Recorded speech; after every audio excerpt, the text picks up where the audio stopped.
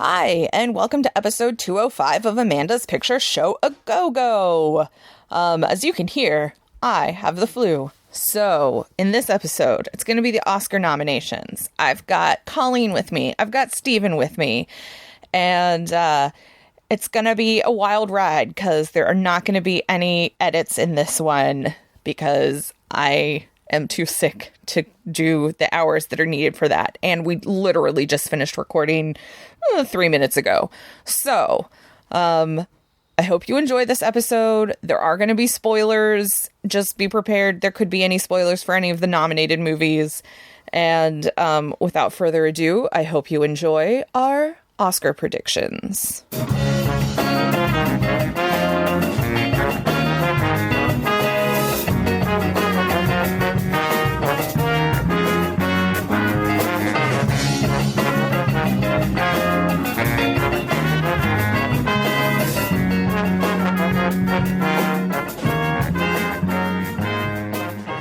Hi, and welcome to Amanda's Picture Show A Go-Go. I'm your host, Amanda, and as you can tell, I have the freaking flu. But it's Oscar Sunday, and we needed to get some predictions out there. So I have Colleen on the phone with me. Hello! And we're going to talk about some predictions, and Steven's going to join us. So be prepared. This is going to be a wild ride because this is going to be a quick turnaround and no editing. So forgive us any of our faults, but here we go. And any cursing, because I make no guarantees. Oh, that's fine. The cursing is what we do, right? Oh, okay.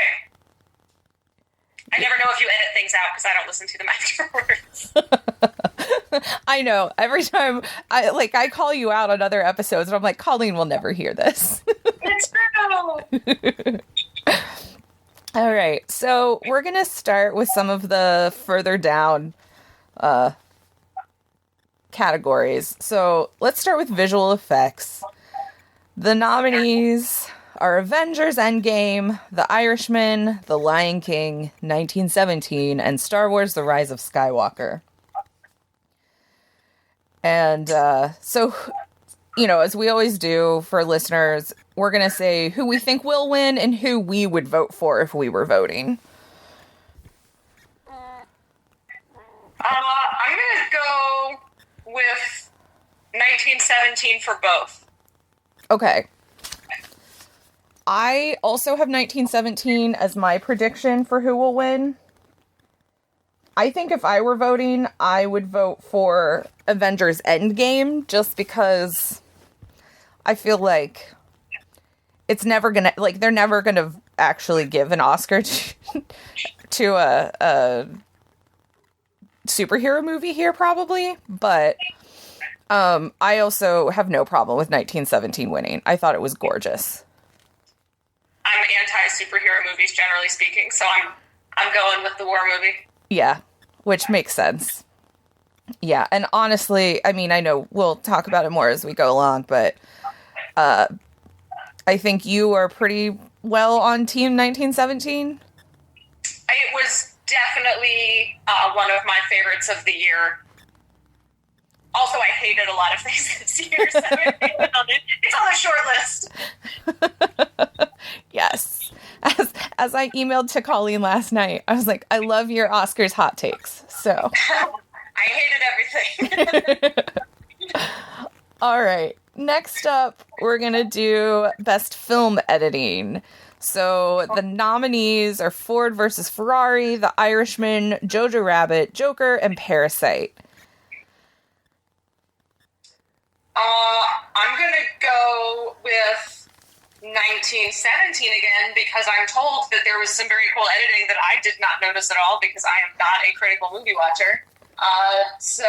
Well, here's the thing. They're not nominated. Oh, I almost said a bad word.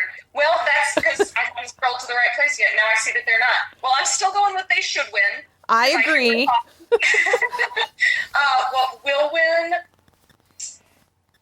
Oh, I don't understand what film editing is. I'm going to go with Joker because I hated it and I feel like it's going to win a lot. Fair enough. My prediction here is Parasite. I don't know. I think the editing in that movie is really good, and that's who I would vote for out of these. But I agree with you that I think 1917 should have been here. But what do we know? We're not film editors. Clearly. Yes. Okay. Next up, we have Best Costume Design. Ooh, one I care about more than most of them. Yes, I thought you would actually care about this one. So, the nominees are The Irishman, Jojo Rabbit, Joker, Little Women, and Once Upon a Time in Hollywood. Oh, this one's tougher for me. A lot of these are really good for costume design. Yeah, I'm going to go with what I want to win is Jojo Rabbit, and what will win is Once Upon a Time in Hollywood. Yeah, I also think like Nazi uniforms were cute somehow. I didn't think that was possible, but I would have to maze Steve Rubio for cute Nazis. Yeah, oh my god, the Sam Rockwell's fabulous uniform at the end was amazing, and the paper uniform that the little kid was wearing. Yes. Absolutely brilliant. Yeah, I think what I put for what I would vote for would be Little Women. Just, I'm a sucker for a period piece, but honestly, like you, I think most of these are really good, and I wouldn't be mad if really, I think if Joker won, I'd be like, really? But I also think Once Upon a Time in Hollywood, because there's so much costuming going on there, and multiple decades. Well, Stephen just showed up. Stephen, what are your picks for costume? I think I picked Once Upon a Time. And I think it should win. I think I want it to win, I should say. Okay. Yeah, I was getting those and made me mad. Irishman, I get it's all those different eras. Little Women's great. Jojo Rabbit also, I think. We're great. I know people have quibbles with me, maybe. I'd say I'm among them, but it's like a good movie, but I think that part they nailed, the costumes and the production design and all that. I know that's like, so yeah, I Once Upon a Time is my choice. Okay. Yep, I think we all think that one's gonna win. For the listeners, my cat is trying to sit on me, so if you hear meows or growls, that's what's happening. Okay. Next up, makeup and hairstyling. And this year, there are 5 nominees instead of 3 like the past. So we've got Bombshell, Joker, Judy, Maleficent, Mistress of Evil, which I never watched, and I'm okay with that decision, and 1917. Yeah, Maleficent, you saved yourself 2 hours. You watched that one by himself. I watched both Maleficent movies, and the first one was okay, actually, but the second one, you're like, I just want to see Angelina Jolie, and you barely see her. It's like, okay. Oh, wow. You screwed me. So. I saw the first one because it was nominated in this same category, like, whenever that was out. And I was like, to me, it was so mediocre. I was like, why did they make a second one? So. But I don't think any of us think this is going to be winning, right? No. I see why it was nominated, but it just made Angelina Jolie and make her look even more amazing and otherworldly. But yeah, I think Bombshell probably. Yeah, Bombshell and Judy both had to make people look like other real people, which I feel like is always a favorite. Yeah. Joker's in there, and as we discussed, I hated it, and I think it will win a lot of things, so I will not be surprised if that one sneaks in and steals it away, but I would go Bombshell. Yeah. As my picks. Bombshell is my pick for both, I think, will win and should win. The way, like, some of the, even just, like, side characters in that movie, I was shocked. I was like, did they actually get Geraldo Rivera to, like, be in this movie? It was really surprising how amazing the hair and makeup was for that. Okay. Next up, I have cinematography.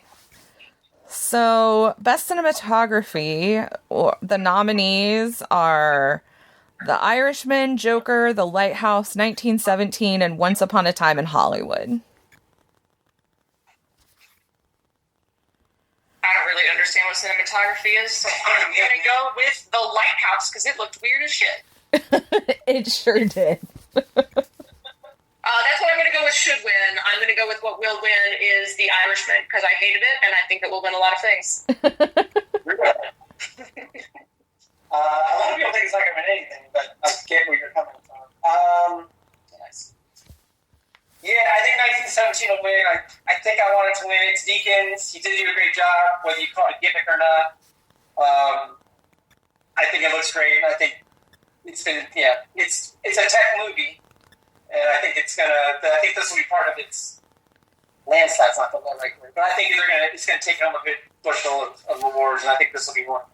Yeah, I think I agree with you. It's going to take home a lot of tech. I love Roger Deakins. He's my favorite cinematographer. And Colleen, one of the things cinematography does is the lighting. And so I think in 1917, the scene where he's woken up after his blackout and like the rockets are going off in the air and it's lighting, like just for that, I feel like give Roger Deakins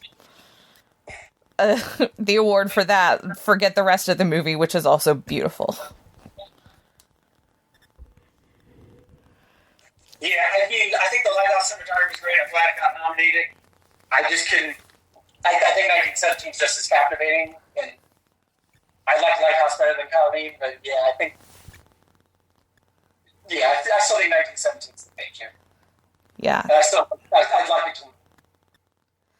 Colleen, I know I'm not editing this out, but I have to ask you, since you've seen The Lighthouse now, what the hell is up with that bizarre mermaid vagina?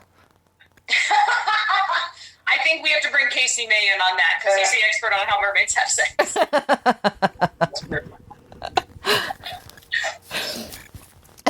Right.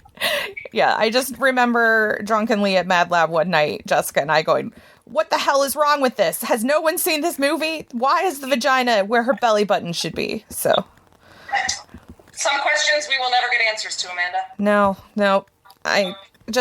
I feel bad for Robert Eggers, significant other, if they're a woman. Okay. Best production design. The nominees are The Irishman, Jojo Rabbit, 1917, Once Upon a Time in Hollywood, and Parasite.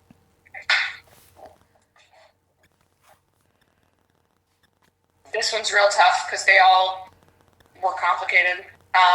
Yeah.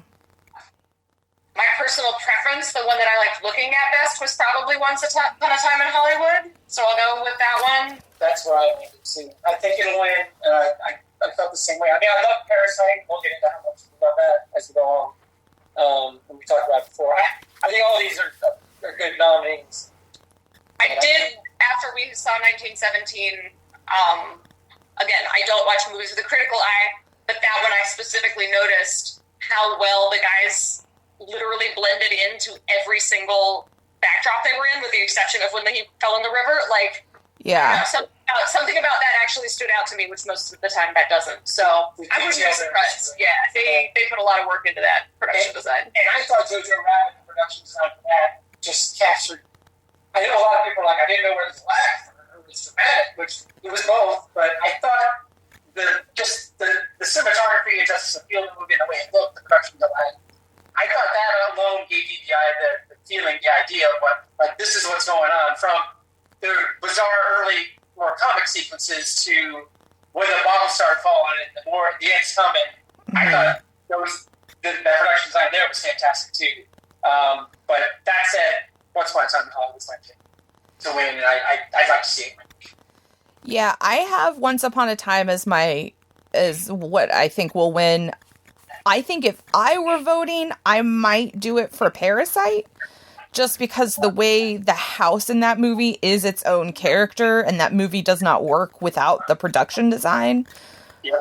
But like you said, Colleen, all of this has a ton of work into it, and even 1917, and the one we haven't really mentioned yet is The Irishman, but, like, it's another one where it's doing multiple decades of production design, and I think these are all really great nominees, so I'm not going to be upset if any of these win. Yeah, I wouldn't get mad either. I think it's all worthy. Yeah. Okay, so going into the sound ones, which we always get confused about, sound mixing and sound editing. So, as we've said before, the editing is the creation of the sound, and the mixing is the mixing of it. So, do you think this will split, or this will be the same? The editing has Ford v. Ferrari, Joker, 1917, Once Upon a Time in Hollywood, and Star Wars: The Rise of Skywalker. I think 1917 is going to win both of these. I think the other department's Bushel Awards. I surprised myself because I know we've talked about Ford v. Ferrari that we liked it, but it annoyed us a little bit. And we saw it right after Marriage Story in Toronto. But the more I read other people talking about the movie, it kind of reminded me the sound was one of the great things in it. And so I wouldn't mind seeing this win the sound editing. That part, I mean, the race scenes were great. As I said, if you love the pod racing scene in Phantom Menace, Ford v. Ferrari is the movie for you. So I'll throw them a vote. You think you would vote? You'd go for them if you were voting? I'd like to see them win this one. I did really like their sound. Yeah. Much as I like to see a Star Wars movie win, that's coming later. But yeah, I know a lot of people felt like. I mean, the effects. Ben Burtt's always done a great job. But yeah, Ford v. Ferrari. Yeah, this is, well, these are two categories that, again, I pay no attention to, generally speaking, so Ford v. Ferrari was real loud and had lots of revving engines, so I will go with that for both too. I liked Ford v. Ferrari, I think partially because of the car stuff, and I appreciated, like, the sound. So I think I would vote for those, but I think this is where 1917 is going to take some more of the technical awards. Yeah. But I am with you. Yeah. But I do kind of wish Ford v. Ferrari would get something here, because it was the sound, watching it with my husband, who is a car mechanic and super into cars and racing and Le Mans, like, he loved all of this. Okay. In your head, I can see love that movie. It was definitely fun. Yeah. Just not my favorite movie. Yeah, I think, if I were ranking the Best Picture nominees, it's definitely, like, at the bottom for me, but... Oh, definitely. Yeah. Okay, so on to sound things that we actually kind of understand. Best Original Song... The nominees are I Can't Let You Throw Yourself Away from Toy Story 4, I'm Gonna Love Me Again for Rocket Man, I'm Standing With You from Breakthrough, Into the Unknown, Frozen 2, and Stand Up from Harriet. I think Rocket Man will win, or whatever it is. I'm Gonna Love Me Again will win. I think I like the Harriet song the most. I think I'd like to see that win, even though I don't think it's going to. And if the Breakthrough song wins, I'm going to be really mad. Although I know it's Diane Warren, so I know she's due. We hate watched that entire movie for that song, and if it wins, we will be very upset. You will hate watch some more. Us too. Fair. It's close. That is one... Oh, I'm sorry. Just go back to sound mixing. I'd like to see Ad Astra win there, because I think that movie was underrated. Oh, yeah. I think it's going to win, but I really love Ad Astra, and I'm bummed it didn't get more love. But I know it won't sneak in and win, but I'd like to see. So, sorry, back to best song. No, that's fine. We didn't mention Ad Astra. That was the one switch up in the sound stuff. But yeah, I also enjoyed that movie. Original song. I did not end up watching Breakthrough. I started it when I was sick this week, and I just fell asleep. So I don't know. I made it 20 minutes in, and I was out. We watched it over 2 nights, I think. So, yeah, it was, And it was just terrible from start to Didn't finish. get better. Like, I remember watching a trailer for that, you know, a year ago or whatever, and I was like, oh, this looks horrible. Never thought it would end up as an Oscar nominee. Hey, but now we've all seen Suicide Squad for the same reason. So. True. Suicide Squad won, so let's remember that. Yeah. Oscar, Suicide Squad. I think Rocket Man's gonna win, and I literally wrote in, instead of, like, who would I vote for? I think all of these songs are pretty meh, so I said justice for Sing Street. We're gonna time travel and give Sing Street an Oscar that it deserves.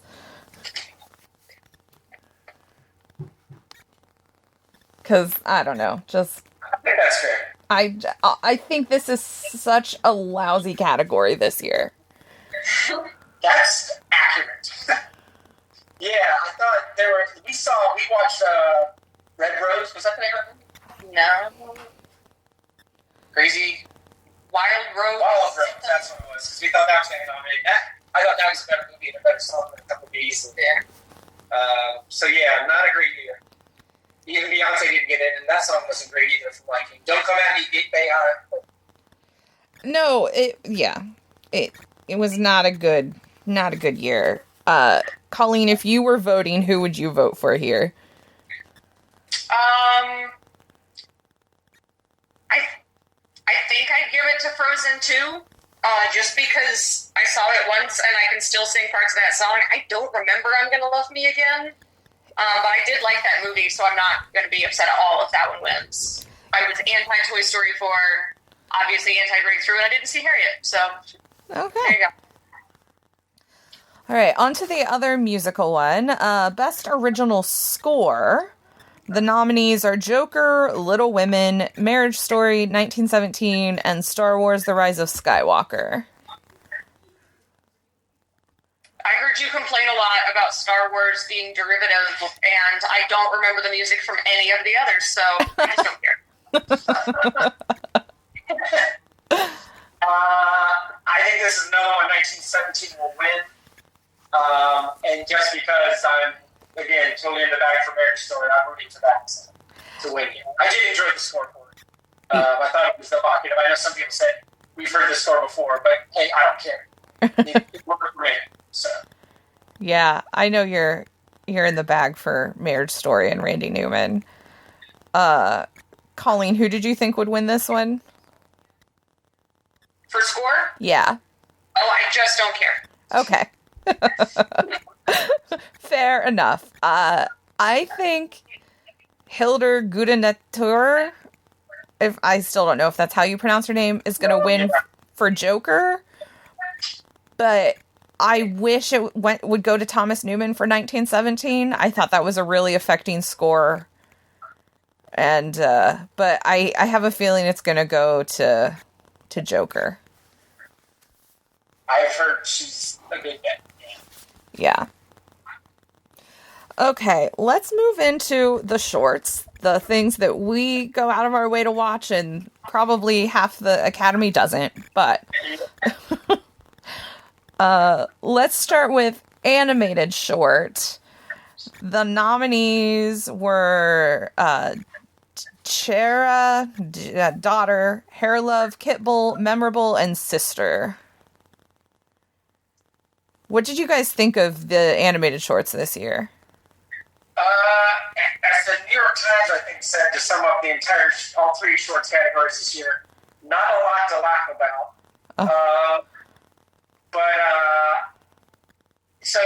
Which is fine. It's good to have serious ones. I actually thought the documentaries had the most lighthearted things. Yeah. I ended up liking Kitbull the most, which had some lightheartedness, but still had as somebody said, it's not a Pixar movie it's not a movie you want to show for a Pixar movie as a short. Right. It was still cute. That's the one I want to win. I think Hair Love's going to win. I think I liked all of them. The Daughter one was tough. I hated that so much. Yeah. Did you say you hated it too, Colleen? It really did. Yeah. From the minute it started, something about the animation style just immediately turned me off, and then it didn't get better. Exactly. Yeah. I talked to Jeremy after I watched those, and I was like, there was something about the animation style of, like, the faces that instantly I felt ill and did not respond at all. I thought Memorable was really good, too. It was sad. And somebody mentioned that I think it was one of the Vanity Fair guys, the Little More Men guys, said that what they liked about Memorable was, among all the shorts, was it didn't wait to tell you, oh, by the way, this sucks.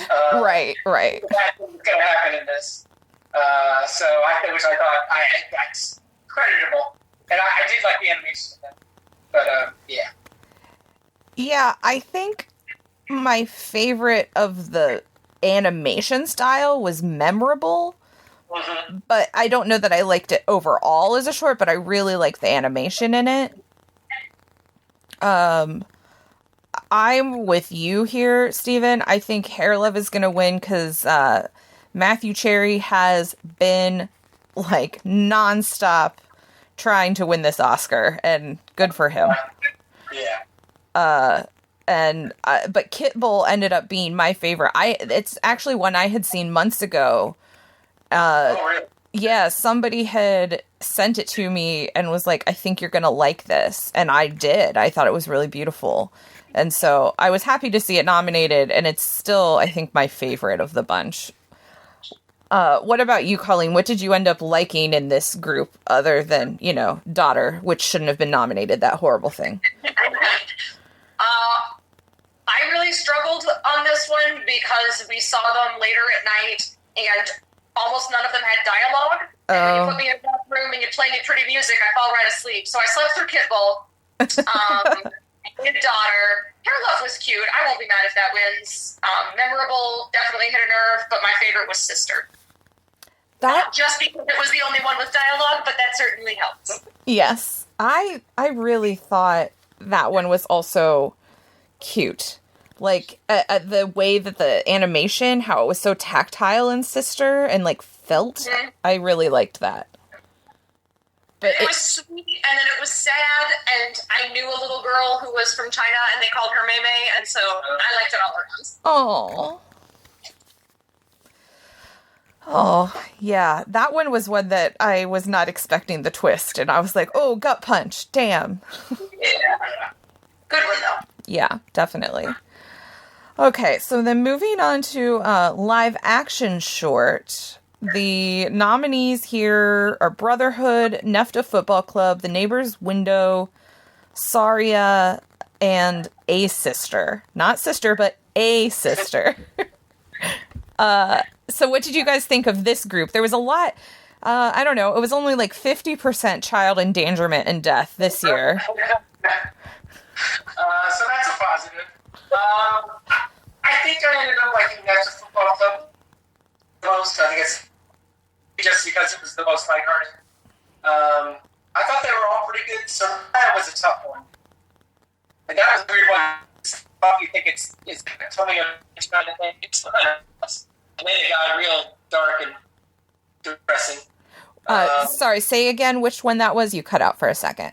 Soraya. Oh. I think Neighbor's Window will win. I liked A Sister too. Even though it was, somebody said, I think it might have been the Vanity Fair folks again. I think they said that they thought they'd seen a version of that before. I don't even remember that one. That's the girl in the car. Oh, yeah, the 911 operator. Yeah. Okay. Yeah. I thought that one was good, so. Yeah, it was solid. It wasn't groundbreaking. Yeah. Well done. And not the football club, like I said, that was fun. But I think Neighbor's Window. Sorry, I gave a spoiler there, inadvertently. But that's okay. The Neighbor's Window, yeah. Yeah. But that was another one I wasn't sure where it was going. I did like to switch directions, but a lot of gut punches in the shorts. Yeah. Nefta Football Club, like you said, that one's the more lighthearted one, but I was so nervous that those children were going to get hurt for finding drugs that, like, I couldn't relax until the end. I think the criminals seemed so comical to me that it made me think they were going to be okay, but yeah. And then I love and that's a lot of these in films this year too, the drone shots, but that last drone shot of the soccer team was really cute, cool. Yeah, there were lots of drone shots in, I think, the shorts and, documentary we'll get to in a minute, but,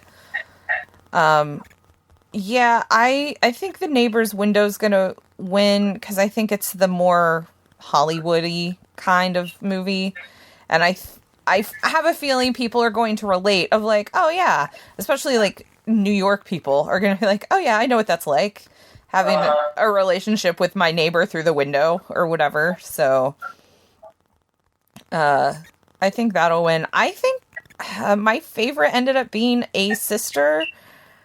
I don't know, that one just kind of hit me, but it also reminded me a lot of my favorite one from last year, Mother, where the kid was on the beach calling his mom. Oh yeah, that one was tough. That was a good one. Yeah, it reminded me of that. Which one ended up being your favorite here, Colleen? The Neighbor's Window. That one really got to me. I cried a lot. Yeah.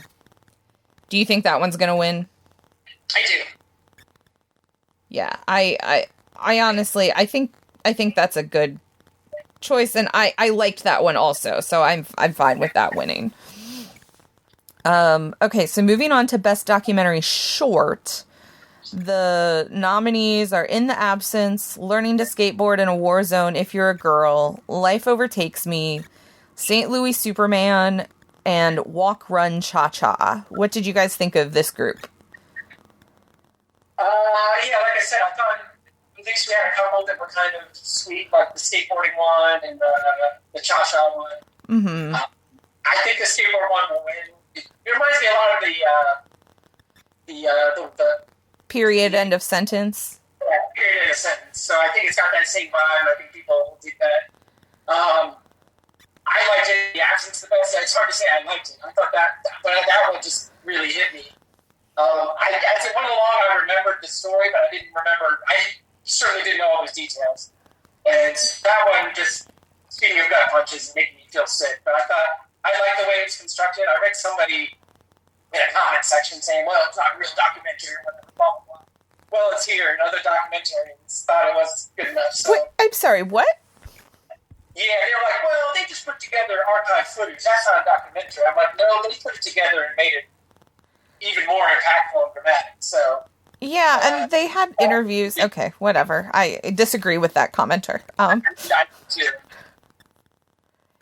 Yeah, I also think Learning to Skateboard in a War Zone If You're a Girl is going to win, and I'm fine with that. I enjoyed that one. That one was my favorite until In the Absence came up. And so I wanted to talk about In the Absence for a second because, so that's about a ferry that sank and this tragedy that happened in South Korea in 2014. So our friend Jessica Gibson was in Korea when that happened. And I don't think she had any of her students die, but she had some friends who had students die in that. And she had told me about it before. And so when I'm in the theater and the thing comes up that was like, in South Korea in 2014, this ferry, and I started crying instantly. And the people next to me looked at me like, what's wrong with you? Because I knew where this was going. Yeah. And I remember when their president, the South Korean president, got impeached in 2017, Jessica was so excited because she had clearly fucked all of this up. And so, this was the first time in a long time I'd had the urge to take out my phone and message someone in the theater, but I waited until after it was done. And then the first thing I did was text Jessica like, oh my God, you need to watch this. And I found it and she watched it and cried and we talked about it. But, it's very affecting. Yeah. And it just, obviously you get angry and I thought the early shots of the kids on the boat, I was just like, oh man, that's when I immediately started feeling sick because you just knew it wasn't going to be a happy ending. Yeah. And that shot of the captain leaving the boat was just like, oh. Oh, I know. So frustrating. This is what it's very sad, obviously, but I would recommend people find and watch online if they're able to. The one that I was not a fan of was Life Overtakes Me. Yeah, and I thought again, the little gold band folks talking about it, their thing was kind of like, it felt like it started in the middle and didn't get to an ending. Which, some of the stuff was still ongoing, so... Right. It did make me want to know more about it, and I felt like they didn't tell me more. I think, I can't remember, it was Mike Open, one of those guys was like, yeah, I just want to go home and look it up and find out what's going on. Because they just told us enough to give us kind of an understanding. But, yeah, that one was tough, and it was interesting, I thought, but... Yeah. Yeah, I felt we could have got more out of it. Exactly. And to me, one of my issues with it as a short film was that anytime they were talking to a doctor of some sort, they, instead of actually talking to the doctor, they just had it as voiceover over nature. And I think, they were trying to just go oh, these kids are frozen. But I was just like, no, I would rather hear that, see them talk about this. And instead of just a voiceover while you're sweeping over Sweden. I don't know. It just... at first it was pretty, but then it was like, no, I want more information from these guys. Yeah. What about you, Colleen? What did you like in this group, and what do you think's going to win? I liked the one you guys just shat all over, actually. Sorry. That's okay. I'm not offended by it. I found it very moving and sad, and I didn't mind that I didn't have to look at intellectuals while they talked about things. And I assumed that they were doing phone interviews, and that's why they didn't have footage. Good point. I also really liked learning to skateboard in Wars of a Pure Girl, and I feel like that one stands a good chance to win because it was about, war in the Middle East without being about war in the Middle East. So I'll give that one it's going to win. Yeah. Okay, so while we're talking about documentaries, let's move to documentary feature. The nominees here are American Factory, The Cave, The Edge of Democracy, For Sama, and Honeyland. Yeah, we spent a lot of time in Syria. I know we didn't dig Honeyland like the critics did. I really liked the Brazilian, the democracy one, even though, it was frustrating. It felt very close to home, I think, for Americans. But I think at the end of the day, I think American Factory was the best, and I think it'll win. I think the Obamas having something to do with it will help, I think. But it's also I thought it was really well done. It plays the long game. It's a long story. I thought it really showed both sides. Showed how complicated it was. I didn't think it'd take a simplistic approach to it. And it's set in the Dayton area where I'm from, so that was kind of interesting too. And a lot of that rung true for me, the folks in the movie. So that's how I see it. Yeah. What about you, Colleen? I didn't see The Cave or For Sama, right? I think you saw parts of it. Yeah, I don't think I saw them. I saw parts of The Edge of Democracy. I think I was working on something, and unfortunately I missed a lot of it, because the parts that I saw I very much enjoyed, and I feel like I would have learned a lot from being able to watch the whole thing, but I had to go. I hated Honeyland so much, so I'm going with American Factory, favorite and will win. Yeah, I finally watched Honeyland when I was sick this week, and I, like you guys had said, when the nominations first came out, I don't get it. I didn't either. And a lot of it felt weirdly staged to me, but that's, whatever. Yeah, I think that's a fair assessment too. I kind of felt that way as well. Yeah. I was not in for that. The Edge of Democracy is the only one I didn't get to watch here. I I tried to start it and I fell asleep instantly. You know, nothing, not like where I made it partway through Breakthrough and just couldn't take it. I just was so tired I couldn't get through the Edge of Democracy. But I intend to watch that one. I think you're right. I think American Factory is going to win. And good on Ohio and people from Yellow Springs that teach out there. Good for them. I think I kind of liked The Cave. I was surprised. That was one I accidentally saw with Joe Lyles. And I was like, I walked in and I was like, oh, hey, there's Joe. Let's sit together and watch this one. But the two big ones, I thought that was the better one too. Yeah, and I think with both The Cave and For Sama, in some ways they're so similar because they're both dealing with Syria and they're both dealing with like basically secret hospitals in Syria. But there was something about The Cave with like the woman who was in charge of the hospital there that I thought she was awesome. I thought it had another element. I thought For Sama kind of gave more background on the whole conflict, but yes. I thought The Cave was more interesting and captivating and right now and got even more into they both kind of dealt with why are you staying there, why aren't you leaving kind of a thing. But I thought The Cave was more interesting. Yeah, and those also both had the drone shots. I thought particularly For Sama had a lot of drone shots in that one. Colleen, they're sad and about Syria, so I can't be like, you should watch these. But I will not. yeah, I'm like, There'll be another one to watch this. I'm like, if you were going to pick one of the two, I'd say The Cave, but it's very sad and I cried a lot, so I can't in good faith be like, yeah, totally watch it. Well, and I thought the documentary shorts wouldn't have any Syria, but sure enough, one of the kids' families in the resignation center one, they were from Syria. Yeah. Which makes sense.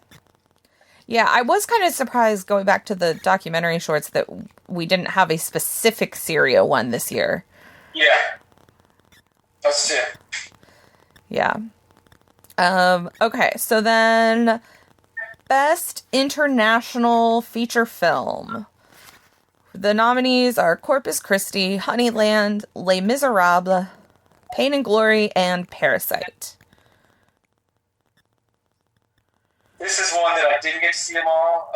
Joe right now is finishing he's going to get all 124 this year, which hats off, Joe. He's watching Corpus Christi right now. Well done, Joe. I saw the other four.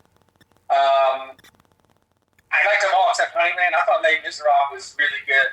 I enjoyed might not be the right word, but I liked it a lot. That was one where the ending came and I thought we had another 20 minutes. I was like, I was in it.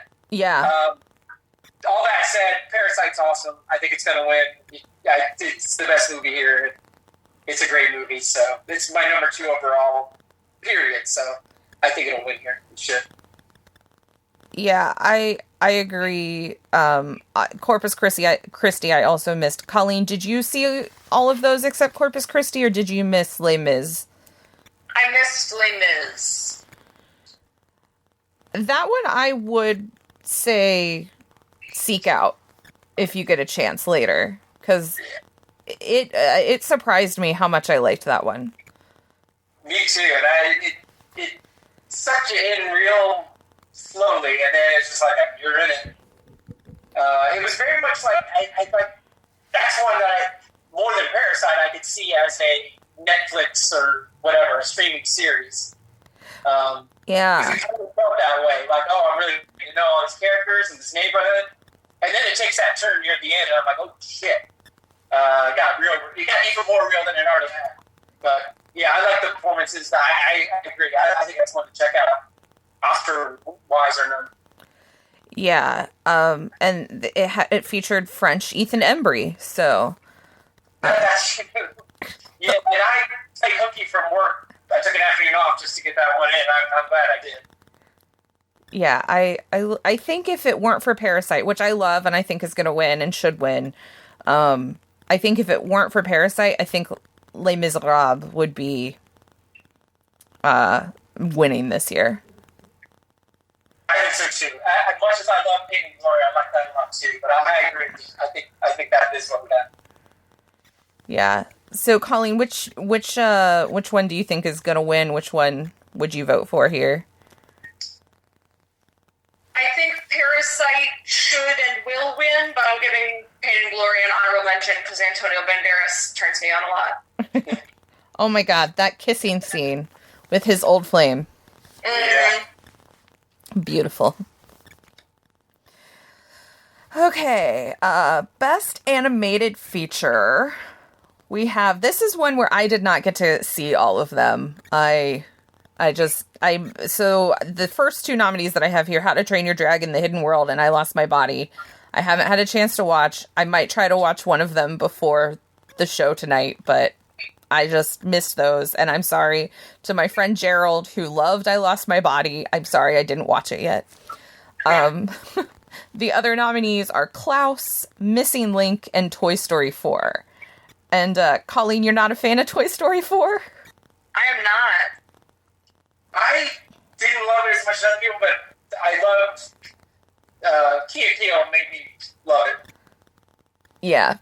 Or like it a lot, I should say. Although I Lost My Body is my favorite of these, I just thought it was a little different. But I think Toy Story 4 is going to win. They're going to give it one more going away present. Yeah, I think Toy Story 4 will win. I think it would be my vote. I know we've talked, off mic how Toy Story 4 really worked for me, but it has to do with, my family history with that movie. Well, that is another thing, how, I think the whole Toy Story thing depends on how connected you are to it. I ended up liking 4 better than 3. I know everyone loses their mind over 3, which I still like, because I went back and watched that one too. But I think it's been so long since I saw Toy Story 2, it's probably mid-90s whenever it came out. And my relationship to it is different than you guys, for sure. Yeah. So, Colleen, since you were not in the bag for Toy Story 4, what's your favorite out of this group? I guess I Lost My Body. I didn't really like any of these. Okay. Yeah. There's some talk about how Klaus might be an upset here. Yeah, I liked Klaus. I didn't think it was fantastic, but I liked it. That was the one we watched over 2 nights. I wasn't blown away, but I thought for a Christmas thing, it was a different enough take that I dug it. Yeah, I ended up liking Klaus more than I thought I would. I did like that it was hand-drawn animation. I always appreciate that. My sister was talking about the ending of it last night, and my mom and I both started crying, so we're saps. Yeah, I thought that ending was effective. Yeah. Okay. Simmons and Jonathan Schwartzman, those are 2 great voices. Ugh. I think one thing with Klaus, I don't know if you've seen this, Stephen. I'm assuming you have, Colleen. The Emperor's New Groove. Yeah, I've never seen it. Have you? I might have as a kid. Okay. The start of Klaus gave me a lot of Emperor's New Groove shades to me, but yeah, maybe that's why I enjoyed it a little bit more, but yeah, I don't know. I still think Toy Story 4 is going to win, but yeah, I expect so. Okay, so moving into sort of the big ones, we have Best Adapted Screenplay. The nominees are Steven Zaillian for The Irishman, Taika Waititi for Jojo Rabbit, Todd Phillips and Scott Silver for Joker, Greta Gerwig for Little Women, and Anthony McCartan for The Two Popes. Yeah, I think Joker's going to win. I think it's one of those it's going to get. But I think we'll get to it. Joaquin Phoenix probably too. I've been swayed by, and this is maybe because I've read 6 articles espousing it, getting into what Greta Gerwig did with Little Women and adopting it and all the things she did with it. So I've come around that I want that one to win. I like all these movies, some more than others. Two Popes was a great surprise. That was delightful. I did not expect to love that as much as I did. But yeah, I think Little Women's the one I love. But I think Joker's going to get this. Yeah. What about you, Colleen? I know you're not a big fan of Joker or The Irishman or Little Women. I didn't hate Little Women. I just didn't love it. And one of my major issues with it was the way that it was constructed, which I guess I have to blame on the screenplay. So I'm not going for that one. Right. I am going for the Two Popes because I went into it thinking I was going to hate it and ended up absolutely loving it. So that's what I want to win. But what I think will win is anything else, really. Yeah, I think this might be where Little Women gets a win. I think it might be Greta Gerwig.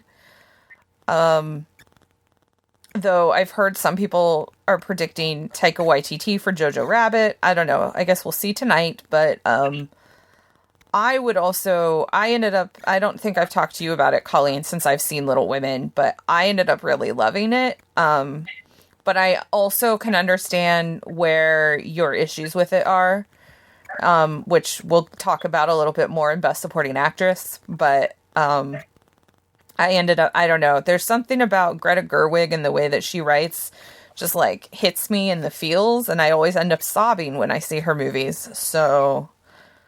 and not like in a bad way, just like in a, I don't know, I'm a woman and I feel for these women and I just can't stop crying. But yeah, I think it might be Little Women who takes this home. We'll see. I don't know. I this one, I really have no idea who's going to win tonight. Then moving on to Best Original Screenplay, the nominees are Rian Johnson for Knives Out, Noah Baumbach for Marriage Story, Sam Mendes and Krysty Wilson-Cairns for 1917, Quentin Tarantino for Once Upon a Time in Hollywood, and Bong Joon-ho for Parasite. Bong Joon-ho and Han Jin-won for Parasite. This is a loaded category. Yeah, I still think that Lulu Wang should have been here for The Farewell, but, you know. Yeah, The Farewell should have been here. We should be talking about a lot more than we are. That's a bummer. I mean, I've had Rian Johnson out of there for Knives Out. I like all these scripts. I think Once Upon a Time in Hollywood, I think I'm going with the common, the age-old wisdom that this is where we get Tarantino his award, even if we don't get picture or director. So I think he'll win here. No surprise, I think Marriage Story should win. I want it to win. Yeah. Whether it does or not, we'll see. But yeah, these are all good. I thought Parasite's awesome too. If that was to win, I mean, I think that's the most original movie of the year in script. So if we're going with just most original, I think to me Parasite gets it. But yeah, Marriage Story's my thing. But I think Tarantino's going to get it. Yeah, this is one where I think it could be either Tarantino or Bong Joon-ho. I'm gonna predict Parasite here. Okay. But I also think you might be right. I really feel like it's between those two. I think if I were voting, I'd vote for Knives Out. Just, I loved that movie, and it's the only place it got recognized, so I would vote for it, but... And I will say, for both these categories, I don't have a strong feeling for either, which, as opposed to the action category, is going to hit soon, where it looks like everything's a foregone conclusion. I think at least there is some interest there that anybody could win, in some sense. Yeah. What do you think about original screenplay, Colleen?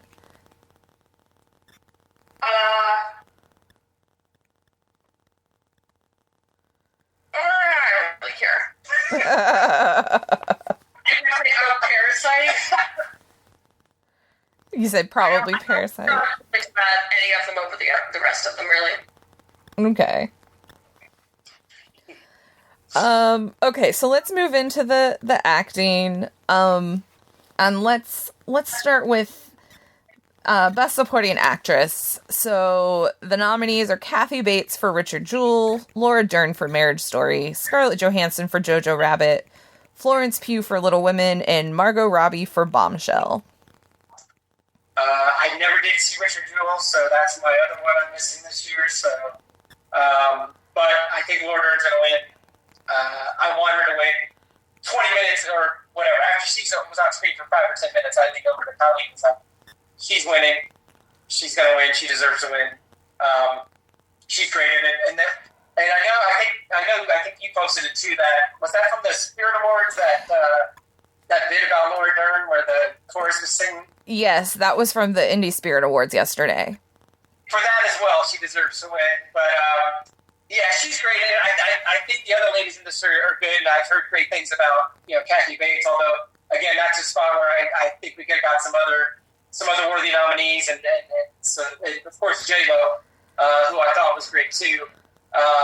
It's too bad she didn't get in among other nominees and other POC nominees.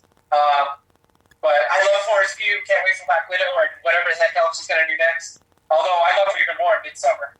And Margot Robbie was fine, was good, and I can't remember who I'm leaving off, but Scarlett Johansson. Yeah. Scarlett Johansson great in Jojo Rabbit as well. But yeah, typical order. So, Colleen, I want to talk about Florence Pugh and Little Women with you. Okay. Because I know you wrote in previously that you thought she should not have been tasked with playing a 12-year-old. I stand by that. I think that's fair. That's a fair assessment. And the fact that they didn't cast someone younger to play young Amy, A, was dumb because she was clearly not 12, which also wasn't fair to her because it put her in an impossible situation. And it also made it even more confusing. I thought that the split timelines and the flashbacks were not easy to follow, and had there been any kind of an age difference, it would have made it easier, but instead it was just Florence Pugh the whole time, and I didn't like it. Well, one of the things I like about Florence Pugh, and I guess it is an acting thing, I think it helps with their acting, is that husky voice she has. Which, when you were like, she's supposed to be 12, I'm like, oh, yeah, that does not help at all. Yeah. No. Unfortunately, I did not know that. So it didn't affect me. Yeah. Although, why is she being so weird about not being able to see her? Oh, she's supposed to be 12. Now, Yeah, she's a child there. Yeah. That made a lot more sense. Up until then, I'm like, I don't understand this girl. Yeah, I mean, I went into Little Women knowing that she was supposed to be 12 because I love that book and many of the adaptations. So I'm with you, Colleen. I think she's great as older Amy. But when she's young Amy, the husky voice actually did not work for me. There were a few times where I was like, you're supposed to be a child. Why do you sound like a grown woman right now? Yeah, I could totally see that if I was you guys, that taking me out of the picture at the time, at least for the whatever scenes where she's supposed to be 12. Yeah, and as much as I did like Little Women, I totally once I saw it, I was like, yes, I agree with Colleen here. I understand. I appreciate the support. I think you're right. I think Laura Dern is gonna win. She's not my favorite here. I'm sorry, Stephen. I'm sorry to betray your trust. I would vote for Scarlett Johansson. I just loved her in Jojo Rabbit.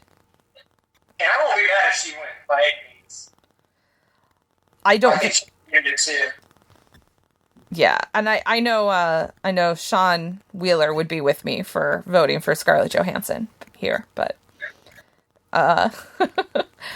I know you didn't catch Richard Jewell. I did. I went on a snowstorm adventure with my husband to see it.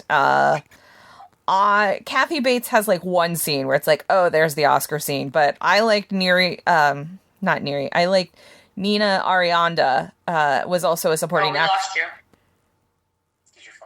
Oh, can you hear me? Now we can. Okay.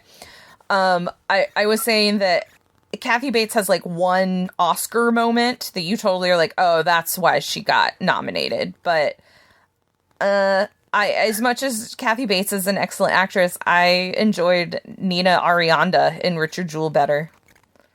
Oh, wow. But controversial take. Yeah. Colleen, what do you think? Who's going to win? Who do you want to win? I think Laura Dern is going to win, and I think she should win. I also didn't see Richard Jewell, but yeah, I'm in the Laura Dern camp. I thought she was a pleasure. It was a great movie without her, and she just made it better. Yeah, I think that, I still think she's great in it. I should say that. I just like Scarlett a tiny bit more. Okay, so let's do Best Supporting Actor. The nominees here are Tom Hanks for A Beautiful Day in the Neighborhood, Anthony Hopkins for The Two Popes, Al Pacino for The Irishman, Joe Pesci for The Irishman, and Brad Pitt for Once Upon a Time in Hollywood. And this is our average age of 70-something for this. Whatever. I'm going to go with the young guy, Brad Pitt. I'd like to see him win. I think he will win. I get some people being like, well, he's just playing himself or whatever, but I just think this time it's a little different. I think he's the heart of the movie. DiCaprio is great too, and we'll get into that in a minute, but all the other guys in this category I think are fine. They all get good performances, but I don't know that any of them are the greatest performances they've given either. I think there are probably other more or just as deserving folks that could have got in here. Parasite guy, so I'm blanking out his name. Yeah. Sankush, I can't say his name right. I'm sorry, internet. But yeah, the guy who played the dad in Parasite. Whether here for Best Actor, but I think here would have been a great spot for him, but he didn't pipe it in there. So yeah, Brad Pitt's. I'm going with. What about you, Colleen?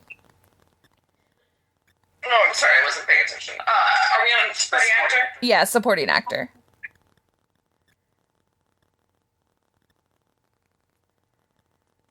Wow, yeah, it's real easy for me. Brad Pitt. Yep, I'm the same. Totally the same. I really look forward to his acceptance speech tonight. That's all I can say. Looking forward to it. Okay, let's go to Best Actress. The nominees there are Cynthia Erivo for Harriet, Scarlett Johansson for Marriage Story, Saoirse Ronan for Little Women, Charlize Theron for Bombshell, and Renee Zellweger for Judy. This is where I'm really hoping for whatever the favorite doesn't win. I think Renee Zellweger was fine. I think she's going to win. I didn't love that movie by any means. Mm-hmm. There was a good argument for Scarlett Johansson in the Ringer this week, and I completely backed that up for her winning for Marriage Story. I've seen Marriage Story twice, and I know when we first saw it, Colleen and I think both felt like there might have been a Star Is Born thing going on there, where it's like, how come we don't get her story in the second half as much? But upon second viewing, and I know not everyone got to have the second viewing I did, but not that I didn't love her, I loved her in the first one too, but watching it a second time, the first part is we get her side of the story because she's been there, and then the second part is Adam Driver realizing, oh crap, she's already been here. I'm just now showing up to this fact, which I think also adds to the power of the movie. But so her stuff is kind of front-loaded, and I think some people think of her as the heavy in it, which, especially watching it a second time, I don't feel that way at all. I just feel like she's been through this. She's dealing with it. She has those emotional breakdown scenes. And of course, the scene with the two of them in the apartment, which is she's great in that. She hangs in there. So I'd love to see her win for that. I think some of the other folks the other people here are fine, but hers hit me on the most level, on the biggest level. Definitely moved me the most. So I'd love to see her pull it out. I don't expect it, but I'd love to see it. Yeah. I think Renee's gonna win also. Though, there might be an upset here, and that would be fun, but we'll see. I think when we thought Glenn Close had it, so yeah, that's true. Yeah, like last year. I'm not going to be upset if Renee wins. I think she's the best part of Judy, which was just an okay movie. It was whatever. I think if I were voting, I'd choose Saoirse Ronan, mostly because I love her and I think she deserves an Oscar. But The reason is that I didn't love her as much in this as Lady Bird, but still, I mean, she drives the movie, and it's a really good movie. I liked it a lot more than I thought I was going in. yeah, her talking about being lonely, I don't know, that, yeah, that hit me. Colleen, who are your picks here? I didn't see Harriet, Oh, man. so I can't speak to that, but I'm guessing she was wonderful. She was. She is. She's very good in that. Out of the other four, I want to see Scarlett Johansson win, and I think, I don't know, I kind of feel like Saoirse Ronan's going to get it. But I kind of hope that you're right, because I want an upset in something, even though I don't think it's going to happen. Yeah. Okay, so then Best Actor, we have Antonio Banderas for Pain and Glory, LDC, Leonardo DiCaprio for Once Upon a Time in Hollywood, Adam Driver for Marriage Story, Joaquin Phoenix for Joker, and Jonathan Pryce for The Two Popes. I think these guys are all great. Like, Jonathan Pryce, we loved him in Two Popes. I mean, his character's obviously very engaging and everything, but I just thought he was really great at it. DiCaprio, I think he's great in that too. I know we know some detractors, but I thought, yeah, he makes that movie too. I mean, I think it's some of the best acting he's ever done. So it's like, maybe he should win. Joaquin Phoenix, it's definitely a transformational performance. It's definitely a very showy performance. I think he's going to win for those reasons. He drives that movie, obviously. It's Joker, and I kind of agree with some people where it's like, okay, it's not quite one note, but it is kind of like we're always in that same place in that movie. And, of course, not surprisingly, Adam Driver's my pick. I think he just takes that next step in this. I know some people, like I already talked about, some people are like, well, why is it his movie? It should be about him and Scarlett. I think it is both, but I think him going through the realization that this is happening and I was in some way responsible for this and my old life is not coming back. Among all the other great things he does in it are great. And I know people are torn on the company song, but it rips my guts out every time. So that and the fight. Oh my God, that fight is just the worst. Yeah. So good. How are people... So I'd love to see him break through and win here. I like Joaquin Phoenix more in other movies. I think we talked about The Master and some other ones where she's one of those. But he is good in it, and I think he's going to win. And I know he'll give an interesting speech, but Adam Driver would too. So. Yeah, I don't think it's Adam Driver's time yet. I thought he was brilliant in Marriage Story, even if I was upset with his character a lot of the time. Right. Because I think I talked to you about this off mic, Stephen, that when he's telling the kid, like, but this is your favorite thing. I was just like, I was like that kid in Divorce, and my father was telling me who should be my best friend, and I'm just like, you don't get to choose that for me. So I had a harder time with his character. But that's for sure. Yeah. And I liked his company. I didn't know Adam Driver could sing. I want to see him do more singing. Yeah. But yeah, I mean, I don't think anybody's going to win except Joaquin. And it is a great performance, and I think it's a very physical performance. Mm-hmm. And the Oscars love people who lose 50 pounds. Yes. Yes, definitely. But Pumpkin's liver or whatever Liam did to it. Yeah. Well, and that's the thing is, honestly, I'm so mad that Leonardo DiCaprio won for that movie, because his is hands down my favorite performance of this entire year is Leonardo DiCaprio in Once Upon a Time in Hollywood. I just think he's amazing, and I think he should be winning this, but it's going to be Joaquin. So and that's okay. Joaquin Phoenix should have an Oscar, and that's fine. As advancing age, I can really relate to Leonardo DiCaprio's character in that movie.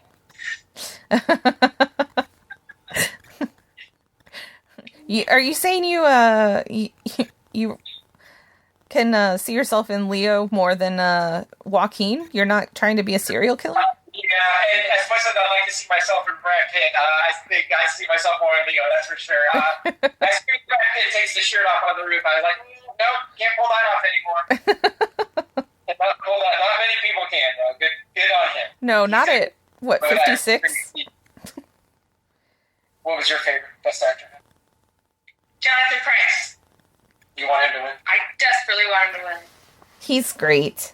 And I know it's a simple, stupid thing, but, he was that a-hole in the Wife last year. I just thought, I think he lost a bunch of weight in between. Speaking of people that lost weight, and his character was so referential in The Wife.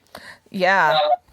And then to play this guy, and like I said, if you don't dig him in the movie, then that movie's, and believe him, then that movie's not fun. It's 2 hours of not fun, but yeah, he is great.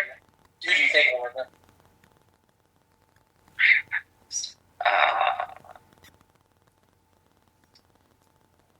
Oh, yeah, it's going to be Joaquin Phoenix. Yeah. I don't have to look at it. That's yours. All right. We've got 2 left. I'm going to take a drink of water because I feel like I'm losing my voice rapidly. Okay. Best Director. The nominees are Martin Scorsese for The Irishman, Todd Phillips for Joker, Sam Mendes for 1917, Quentin Tarantino, Once Upon a Time in Hollywood, and Bong Joon-ho for Parasite. I think this is where Bong Joon-ho is going to get his just desserts. I think he's been winning a lot of them. I think everything's tracking for him, so I'd love to see him win. And I think he will. Okay. What about you, Colleen? Who do you think is going to win here?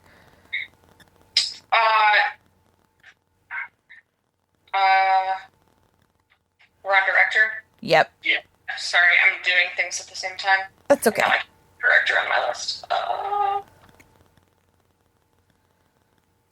This is where you wish you could edit this episode before you post it, don't you? Okay, no. Yeah, I don't care. It could be 1917, Once Upon a Time in Hollywood, or Parasite. Just not The Irishman or Joker. Fair enough. This is where I'm pretty torn. I think it's going to be Sam Mendes here. I would love to see Bong Joon-ho win, and if he does win, I'll probably pump my fist in the air from the couch where I'm half asleep watching the Oscars tonight. But, I don't know. I think they're going to go for Sam Mendes, even though I think you could argue that it's more the win for Roger Deakins here. Yeah. I don't know. It is great technical achievement, which people like to give to the directors. Yeah. Okay, so Best Picture. It's our final one. The nominees are Ford v. Ferrari, The Irishman, Jojo Rabbit, Joker, Little Women, Marriage Story, 1917, Once Upon a Time in Hollywood, and Parasite.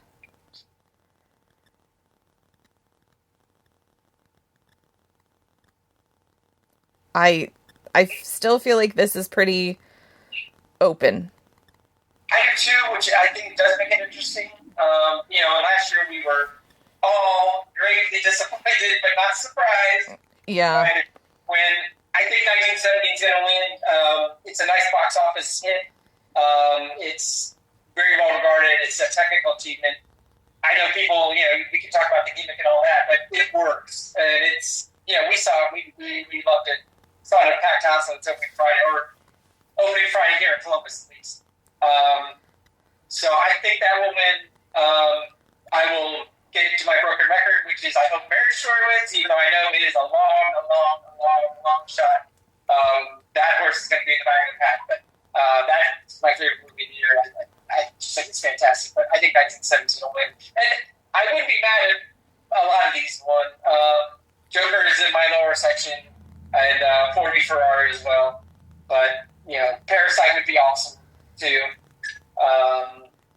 kind of the Irishman's kind of middle pack. Once Upon a Time, I'd say probably Marriage Story, Parasite, Once Upon a Time would be top of my list. But I'm not going to be Mad Max and 70. That's up there. So I think it's a good eclectic choice, and I think we might have talked about this, and I think Mark Harris talked about it in the Little Gold Men folks that this year obviously we didn't do a great job with diversity. I think the Best Picture list is diverse in the sense of you got a lot of different movies, but it's not diverse in terms of people of color and that kind of diversity, other than Parasite, really. Right. But I think that will swing back next year. I really do. But anyway, yeah. So that's my thoughts on Best Picture. Yeah. What about you, Colleen? Where are you landing on Best Picture? I would like to see either Parasite or Once Upon a Time in Hollywood win it, but as long as it's not Ford v. Ferrari, the Irishman, or Joker.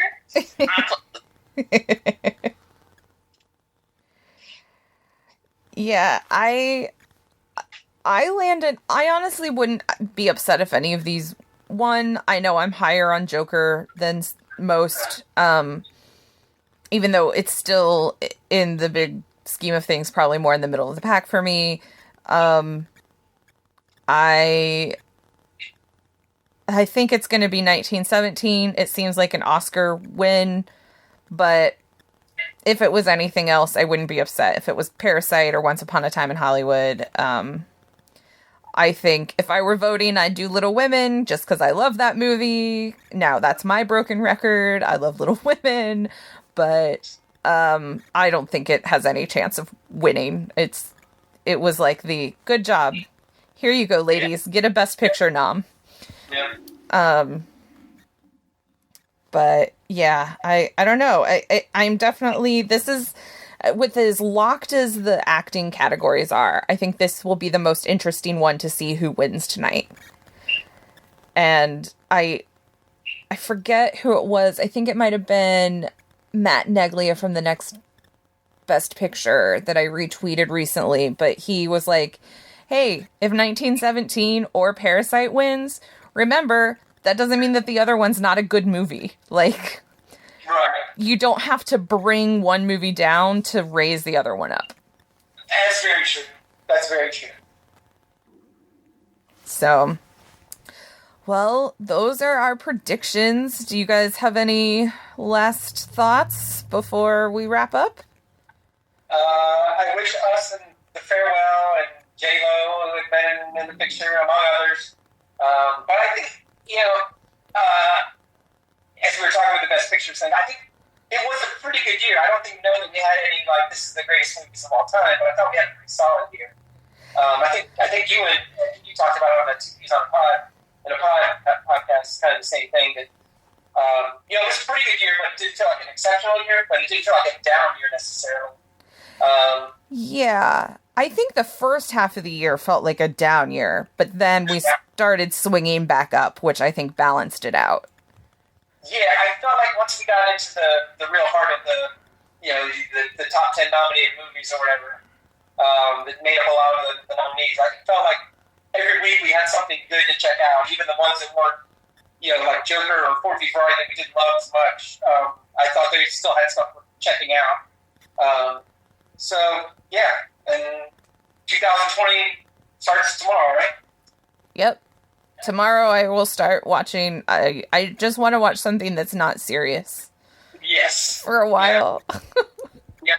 Birds of prey is out, so when you get well, I hear good things about that. Yeah, I know. I'm like, I'm still stuck in bed for another, 5 days or something, so I'm gonna hit up, Netflix. We'll see what's good there. But, well, thank you guys for accommodating me and talking with me on the phone about this. It's a crazy year. This smaller period was kind of nice for the movies getting out, but I feel like it left us less time to mull over the nominations and all that. But it is what it is. We're here. Yeah. I'm happy that next year it's extended again, because good. It's 4 weeks was just not enough time, and I don't know. Hopefully, I've never been this sick on the Oscars before, and I'm gonna blame them for giving me the flu somehow. I don't know. Not really. I don't want to blame it or the Stream Theater in Delaware, but you and I both went up there, and then we were both deadly ill within a day and a half. So, I don't know if that's connected or not. But. That's a good point. Yeah, I got 2 sicknesses back to back, which was fun. I had a stomach bug, and then That's right. started feeling better, and then got the flu because my immune system was down. That's what my doctor told me anyway. So, fun times. Being in Weston and partying down there and flying everywhere.